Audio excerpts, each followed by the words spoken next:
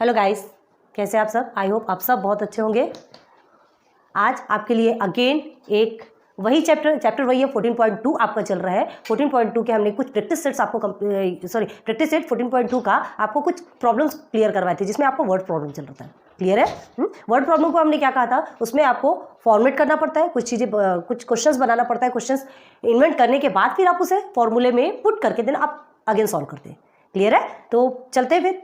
Interest and compound interest, simple interest, amount, बहुत सारी चीज़ें क्लियर करने के बाद अभी हम प्रैक्टिस सेट पे ही पहुंचे।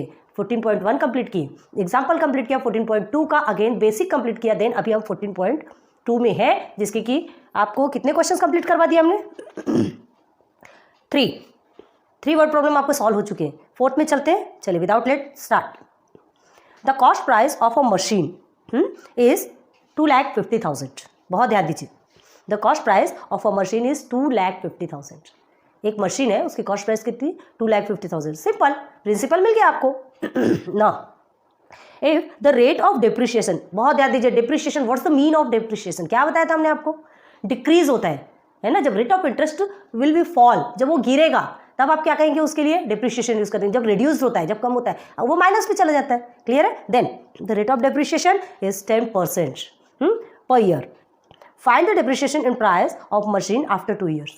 तो आफ्टर 2 years उस मशीन का जो प्राइस है, डिप्रिशिएशन याद फाइंड करना है कि कितना होगा। ठीक है, देखते हैं। चलो, तो क्या है, यही वाला क्वेश्चन था ना कि किस में आए थे हमने?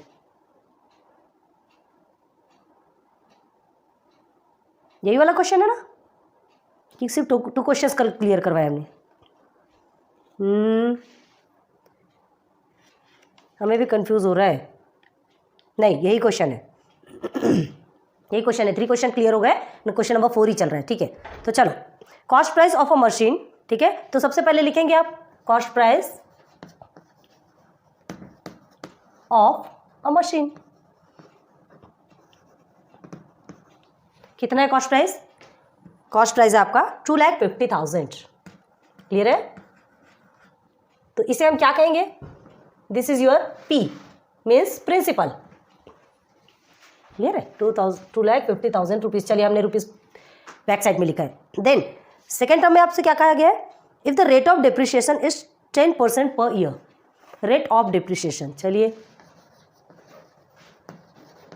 रेट ऑफ डिप्रिशिएशन, ये बहुत आपको नोट डाउन करना पड़ेगा, क्योंकि ये वर्ड प्रॉब्लम है। तो वर्ड प्रॉब्लम में किसका आपका प्रिंसिपल बना, किसका रेट बना, रेट ऑफ इंटरेस्ट बना, ये सब कुछ आपको शो होना चाहिए, एग्जामिनर को शो होना चाहिए। ठीक है, then rate of depreciation is equal to क्या करेंगे आपका? ये आपका रेट ऑफ इंटरेस्ट बन गया। Then how many it is? 10% per annum. Clear है? पर एनम लिख देते हैं। पी ए हमने लिख दिया, परसेंट ऑलरेडी यहाँ पे गिवन है। क्लियर हो गया? नाउ अब क्या देखना है हमें? Find the depreciation in price. Price में डिप्रिशिएशन कितना हुआ है ये हमें फाइंड करना है। किसके प्राइस में? मशीन के प्राइस में, जो कि आपका प्रिंसिपल है 2,50,000 में जो मिला आफ्टर 2 years। टाइम आपका क्या मिला? Time is equal to 2 years। Clear हो गया? मिल गया। अब हमें क्या करना है? सीधे सीधे वैल्यू पुट करेंगे। प्रिंसिपल है, रेट है, टाइम है, वैल्यू पुट करके सबसे पहले हमें क्या निकालना है? इसमें क्या निकालना है? डिप्रिशिएशन। तो डिप्रिशिएशन निकालने के लिए सबसे पहले हमें क्या करेंगे? पहला अमाउंट तो चाहिए, टोटल अमाउंट आपका कितना है। आपको प्रिंसिपल मिल गया, रेट ऑफ इंटरेस्ट मिल गया, 2 years भी आपको गिवन है ना? All are given here. आप यहाँ लिख सकते हैं गिवन, एज यू विश, आप जैसा चाहें। बट देखिए, अमाउंट हमें निकालना है, तो सबसे पहले we put formula here, A is equal to P multiply by 1 plus, sorry, आप देखिए क्या करना है। यहाँ पर अभी हम रॉन्ग जा रहे थे। डिप्रिशिएशन पूछा है आपसे, डिप्रिशिएशन कहाँ है? डिप्रिशिएशन में क्या कहा था हमने?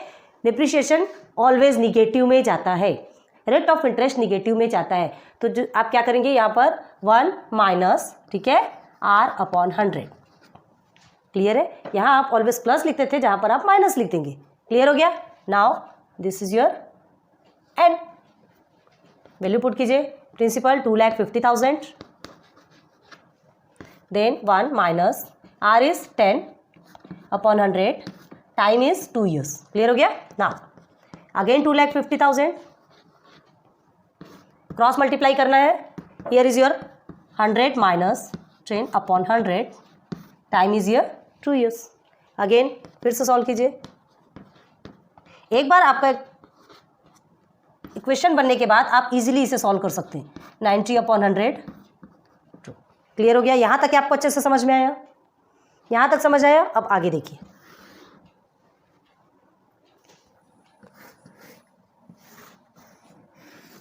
ब्लैक बोर्ड थोड़ा छोटा है, सब एडजस्ट होता है, ठीक है। चलिए 90/100 2 टाइम्स है, 2 ईयर्स का बोला गया है। अगेन हम इधर आएंगे, क्या करेंगे, इसे सॉल्व करेंगे। तो चलिए 90/100 को पहले आप शॉर्ट कर लीजिए। 0 0 तो आपका ऐसे ही कट गया। 9/10 क्लियर है। चलिए जितना आप सिंप्लीफाई कर सकते हैं कर लीजिए, तो एंड में आपके लिए इजी रहेगा। Multiply by 9/10 multiply by 9/10 clear है। बस इसे भी सिंप्लीफाई कीजिए। 2 टाइम्स कहा है, 2 ईयर्स कहा है, तो इसलिए हमने 2 टाइम्स 9/10 लिखा है। देन अगेन आप क्या करेंगे, denominator all are clear, numerator के जितने हैं सब लिख दीजिए। 2 हाँ 500 ठीक है, 2500 हो गया। देन 9 9 से 81 क्लियर है। क्लियर हुआ? समझ में आ रहा है? अब क्या करना है हमें, इसे सॉल्व करेंगे। आपका आंसर कितना आता है? 2500 हाँ, दिस इज योर अमाउंट, ठीक है। Amount is equal to rupees, कितना होगा आपका? 2,02,500 क्लियर हो गया, निकल गया आपका अमाउंट। अब हमें क्या करना, क्या पूछा गया आपसे, क्या कहा गया है?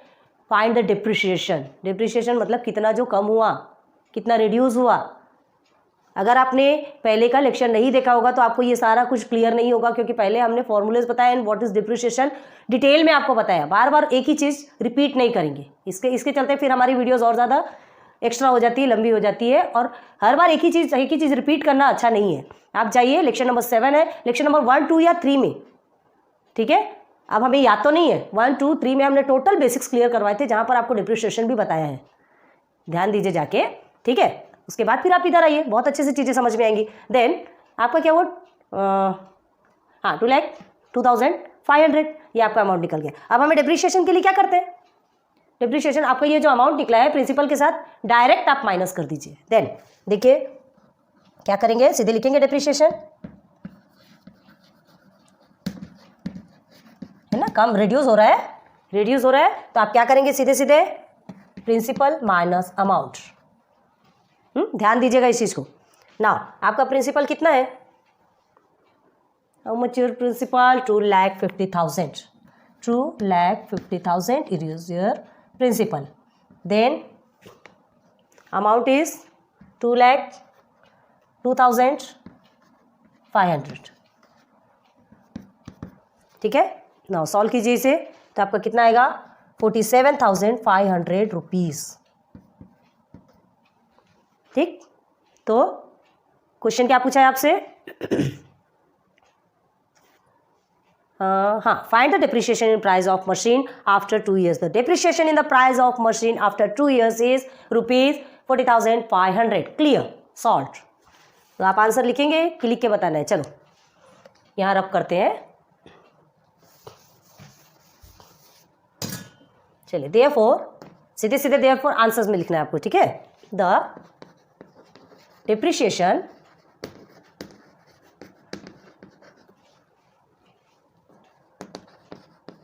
In the price, depreciation price पूछा है आपसे, माइनस करके निकाला हमने, ठीक है। किसका? मशीन का, ऑफ मशीन, ठीक है। After how many years? 2 years है, कितने years? 2 years। After 2 years is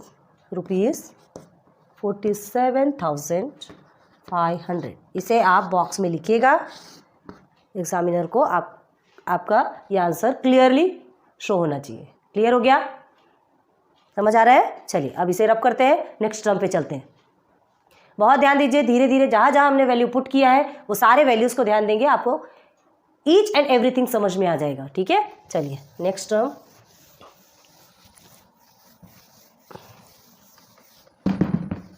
basics clear नहीं होगा तो आपको ये कुछ भी समझ में नहीं आएगा, इसलिए प्लीज़ रिक्वेस्ट है आपसे कि आप पहले के वीडियोस जाके देखिए और उसके बाद फिर इधर आइए अगर आप न्यू स्टूडेंट हैं तो, ठीक है।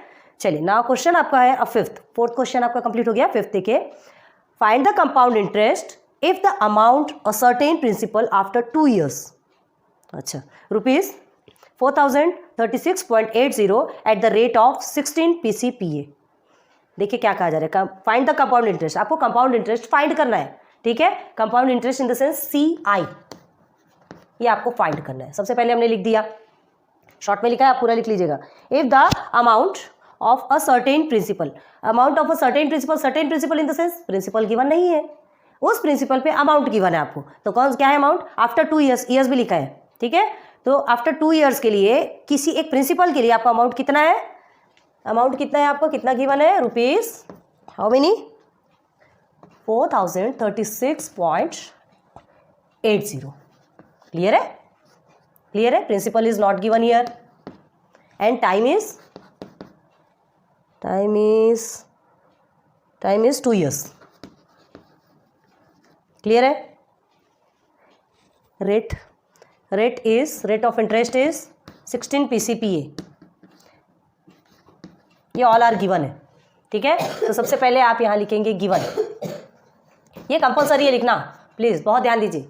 गिवन कंपलसरी, गिवन लिखिए और उसके बाद फिर ये सारे वैल्यूज आप एज इट इज लिख देंगे। तो आपको क्या मिला, क्या कहा गया है, कंपाउंड इंटरेस्ट फाइंड करना है। ध्यान दीजिए, कंपाउंड इंटरेस्ट फाइंड करना है in a certain principal, in the sense principal आपको गिवन नहीं है, उस प्रिंसिपल पे 2 years के लिए जो अमाउंट है, तो अमाउंट गिवन है, प्रिंसिपल आपको गिवन नहीं है, ठीक है। और आपका रेट ऑफ इंटरेस्ट है 16 PCPA % per annum, ठीक है। चलो फाइंड करेंगे कंपाउंड इंटरेस्ट। तो कंपाउंड इंटरेस्ट निकालने के लिए चलिए, यहाँ पे आपको प्रिंसिपल तो पूछा नहीं गया, तो हम क्या करेंगे भाई, भले ना पूछा गया हो कुछ भी हो, लेकिन अगर आपको कंपाउंड इंटरेस्ट निकालना है तो हमने क्या कहा था कि आपको अमाउंट भी कंफर्म होना चाहिए, प्रिंसिपल भी कंफर्म होना चाहिए। जब ये all are confirm here then आप CI या कंपाउंड इंटरेस्ट फाइंड कर सकते हैं। तो सबसे पहले हम क्या करेंगे, प्रिंसिपल निकालेंगे, ठीक है। निकालते हैं, फिर फॉर्मूला क्या रहेगा, वही रहेगा, कौन सा, amount is equal to principal multiply by 1 plus rate of interest upon 100 and. Clear हो गया। चलिए नाउ अमाउंट गिवन है, लिख देंगे 4036.80। देखिए ये आपका डेसिमल में है, बहुत ध्यान देके बनाना है। Principal is not given year, तो सीधे P लिख देंगे। Again 1 plus rate of interest is 16, year is 100 and time is 2 years। बन गया, इजीली सॉल्व कर सकते हैं हम। कैसे सॉल्व करेंगे, सिंपली सॉल्व करते जाइए। 4036.80, प्रिंसिपल आपको कुछ करना नहीं है। हियर इज क्रॉस मल्टीप्लीकेशन, हमने क्या कहा, क्रॉस मल्टीप्लीकेशन हम नहीं लिख रहे, लेकिन आपको बोल रहे तो आपको समझ में आना चाहिए। हम सीधे सीधे CM शॉर्ट में लिखते हैं, क्रॉस मल्टीप्लीकेशन आपको पूरा लिखना है। देन क्रॉस मल्टीप्लाई करेंगे 100, पता है ना जिसके नीचे कुछ नहीं होता उसके नीचे 1 होता है ऑलवेज। तो उसके 100 से 1 को मल्टीप्लाई करेंगे 100 ही आएगा, 1 से 16 को मल्टीप्लाई करेंगे 16 आएगा। क्लियर है। देन आप इसे एक सेक्शन और आगे ऐसा बढ़ा सकते हैं, 1/1 कर सकते हैं, करना हो तो, नहीं किए तो भी कोई प्रॉब्लम नहीं होने वाली है, ठीक है। Plus 16/100 then 2। क्लियर हो गया। अब अगेन फिर वही प्रोसीजर, जब तक ये सिंप्लीफाई नहीं होता तब तक हमें सॉल्व करते जाना है। P इज इक्वल टू कितना होगा आपका, 116/100 2, ठीक है, 2 years है। अब चलिए 116/100 इसे सॉल्व कीजिए। 116/100 इसे सिंप्लीफाई करना है, तो किससे जाएगा, दोनों भी इवन नंबर है, ठीक है। 4 से जा सकता है क्या, 4 25 से 100 होगा, देन 4 2 से 8 9 10 11, 4 के टेबल में 36 आता है क्या, आता है, 9 टाइम्स में आता है। चलिए दिस इज योर 25, ठीक है। 4 2 से 8 एंड 9 टाइम्स में 16, 29/25। क्लियर हो गया। चलिए इसे साइड में रफ करके लिखिए और सॉल्व कीजिए, ठीक है। तो आपका क्या निकला,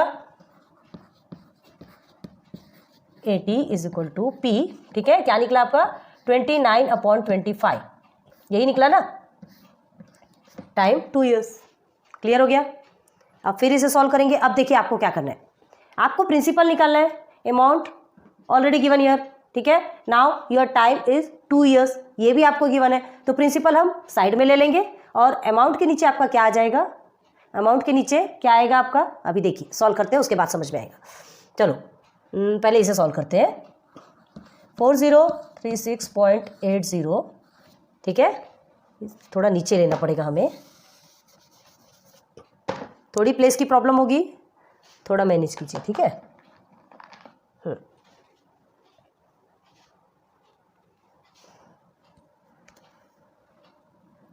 4036.80, ठीक है, इज इक्वल टू पी। अब देखिए मल्टीप्लाई बाय 29/25, 2 टाइम्स है, 2 ईयर्स है तो 2 टाइम्स लिखेंगे इसे।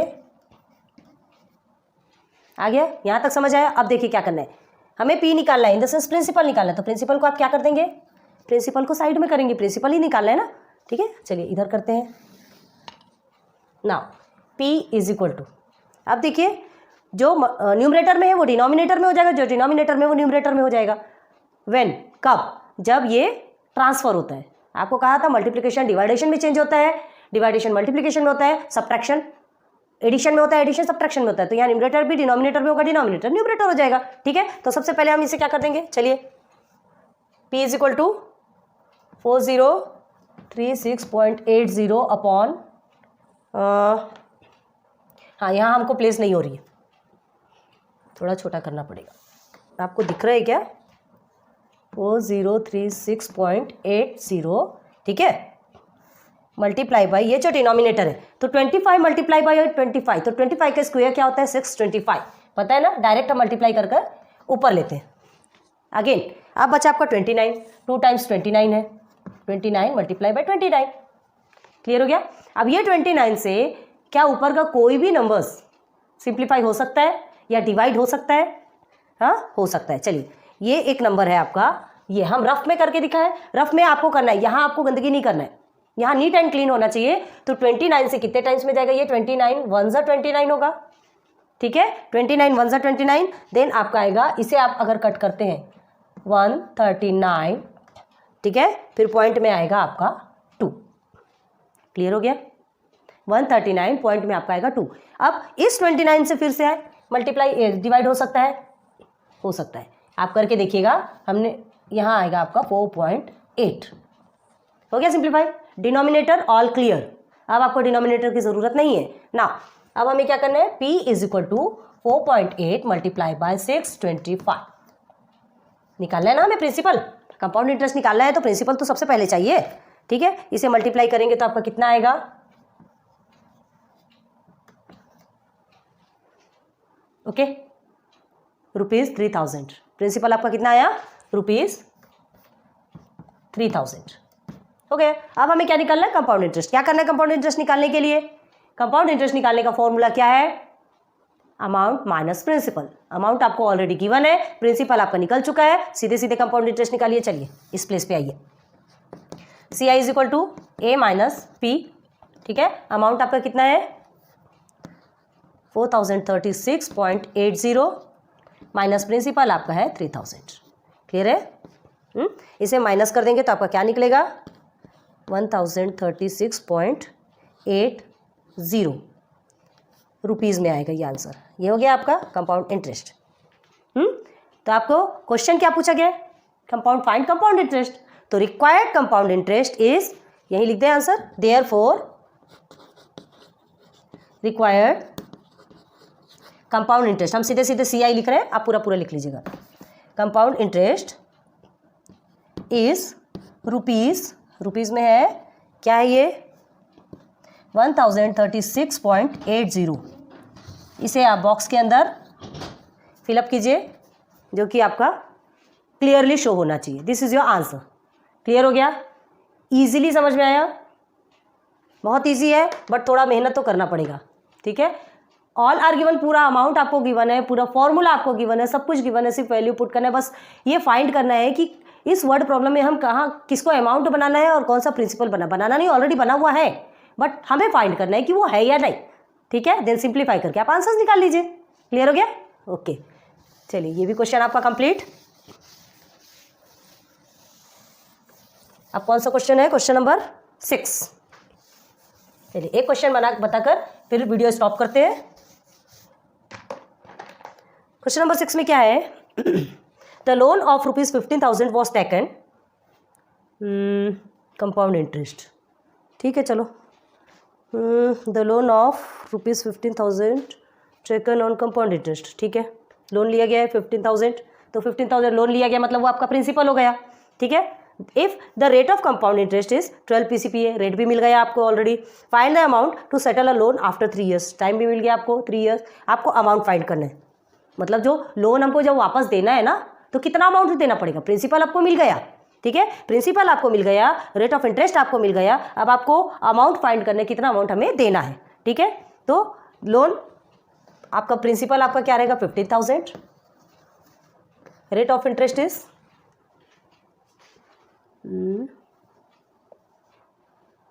12 PCPA, 12 PCPA।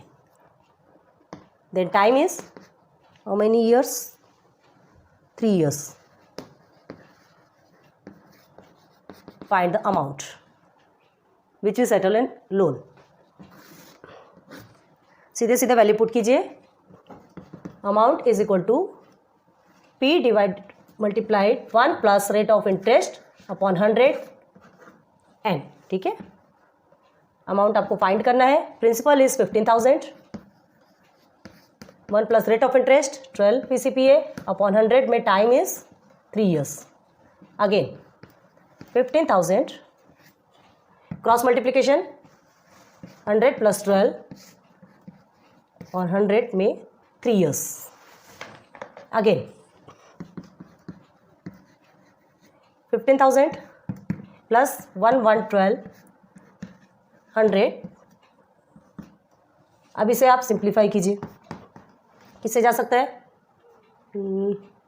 425 4 2 8 9 10 11, 4 के 12 में 32 आता है, 8 में 25 एंड 4 2 8 4 8 28 अपॉन 25।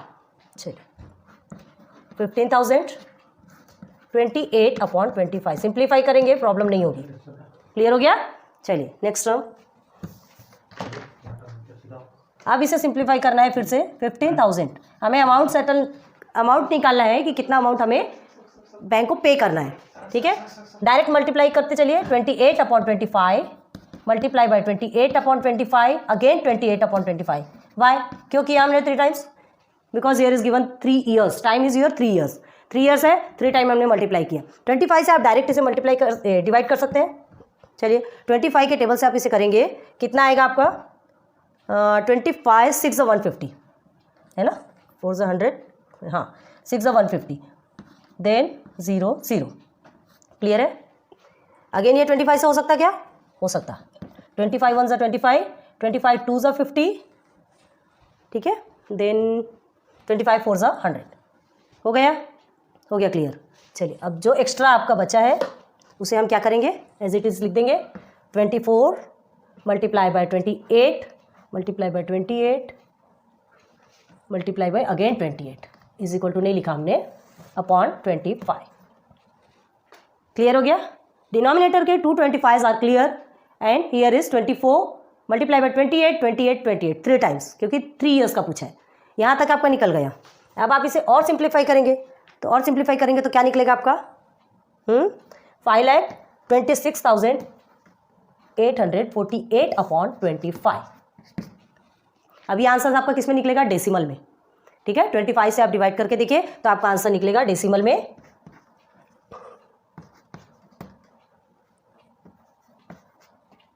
21,073.92 रुपीज़। ये क्या है आपका? रुपीज़ सामने लिखिए, पीछे लिखिए, बैक साइड लिखिए, एज यू विश। क्या है ये आपका? क्या निकला? Total amount. हमें अमाउंट ही फाइंड करना था। हो गया? तो आप लिख देंगे यहाँ पर amount is equal to rupees 21,073.92। Decimal के बाद जो भी नंबर्स रहते हैं उसे सिंगल सिंगल काउंट किया जाता है। ठीक है, रुपीज़ मिल गए आपको। क्या पूछा था आपसे? Find the amount to settle a loan after 3 years।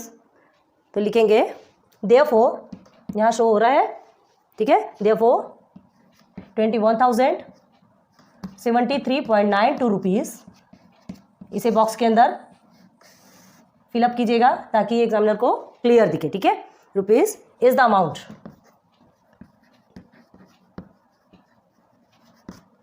ठीक है, to settle to settle a loan after how many years? After 3 years. Clear हो गया? This is your answer. Principal आपको गिवन है, रेट ऑफ इंटरेस्ट आपको principal कैसे given है, आपको फाइंड करना है कि वो प्रिंसिपल है कि नहीं. वर्ड प्रॉब्लम है, वर्ड प्रॉब्लम में आपको समझना पड़ेगा कि किसे हम प्रिंसिपल देते हैं, किसे आप रेट ऑफ इंटरेस्ट देते हैं. थोड़ा सा समझने की देर है, वो चीज़ आपको अपने आप समझ. ये सारा कुछ आपको क्लियर हो चुका है. इसके बाद नेक्स्ट टर्म पे हम 4 क्वेश्चंस आपके बचे हुए हैं. कौन कौन से हैं ये? 7, 8, 9, 10, 6 तक का आपका कंप्लीट हो चुका है.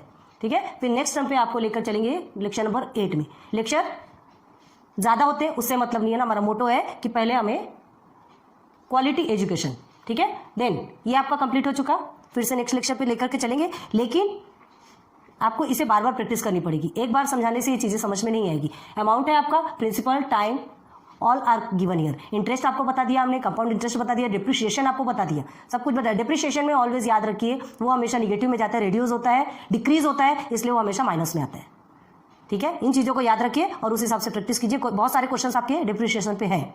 ठीक है. फिर मिलेंगे नेक्स्ट लेक्चर पे, lecture number 8. Good luck, good bye.